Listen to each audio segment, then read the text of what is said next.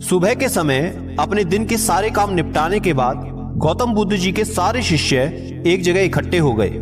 गौतम बुद्ध ने संदेश देना शुरू कर दिया।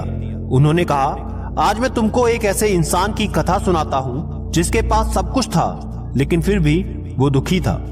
गौतम बुद्ध बोले, एक नगर में एक सेठ रहता था। उसके पास लाखों की संपत्ति थी, बहुत बड़ी हवेली थी, नौकर चाकर थे, फिर भी उस सेठ के मन में शांति नहीं थी। किसी ने उस सेठ को बताया कि इस नगर के बाहर एक साधु महात्मा रहते हैं। वे लोगों को एक ऐसी सिद्धि प्रदान करते हैं जिससे लोगों को मनचाही वस्तुएं मिल जाती हैं। एक दिन वो सेठ उस साधु महाराज के पास पहुंचा और प्रणाम करके निवेदन किया, साधु महाराज, मेरे पास धन की कमी नहीं है, फिर भी मेरा मन अशांत रहता है। आप कोई एक ऐसा उपाय बताएं जिससे मेरा मन शांत हो जाए। सेठ ने सोचा कि साधु बाबा उसको कोई तावीज देंगे या फिर कुछ कर देंगे जिससे उसकी इच्छा पूरी हो जाएगी और उसका मन हमेशा के लिए शांत हो जाएगा। लेकिन साधु महाराज ने ऐसा कुछ भी नहीं किया, बल्कि अगले दिन सेठ को धूप में बिठाए रखा और खुद अपनी कुटिया में आराम से छाया में जाकर बैठ गए। गर्मी के दिन थे, सेठ का बुरा हाल हो गया। उसको बहुत गुस्सा आ रहा था, लेकिन उसने खुद को किसी तरीके से शांत रखा।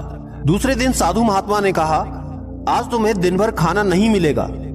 भूख के मारे दिन भर सेठ के पेट में चूहे कूदते रहे, लेकिन अन्न का एक भी दाना उसके पेट में नहीं गया। और उसने ये भी देखा कि साधु ने तरह तरह के पकवान उसके सामने बैठकर बड़े आनंद से खाए। सेठ उस रात बहुत परेशान रहा, वो बिल्कुल नहीं सो पाया। वो रात भर ये सोचता रहा कि साधु तो बड़ा स्वार्थी निकला। तीसरे दिन सवेरा होते ही उसने अपना बिस्तर संभाला और चलने के लिए तैयार हो गया। तभी साधु बाबा उसके सामने आकर खड़े हो गए और उससे पूछा, सेठ क्या हुआ? सेठ बोला, मैं बड़ी आशा लेकर यहाँ पर आया था, लेकिन कुछ भी नहीं हुआ।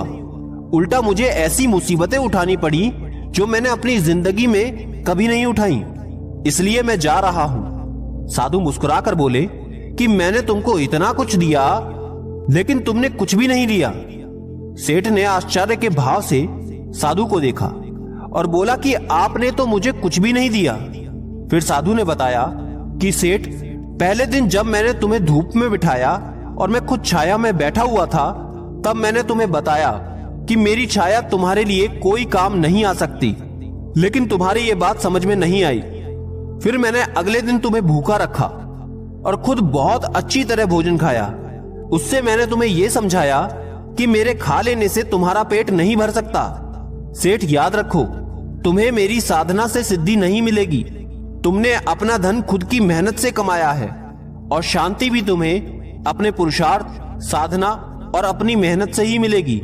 सेठ की आंखें खुल गईं और अब उसे अपनी मंजिल तक पहुंचने का रास्ता मिल गया था। साधु के प्रति अपना आभार प्रकट करके वो घर लौट आया। इसलिए दोस्तों, बाहर की शांति की बजाय आंतरिक शांति ढूंढने की कोशिश कीजिए, आपको सफलता जरूर मिलेगी। जय हिंद।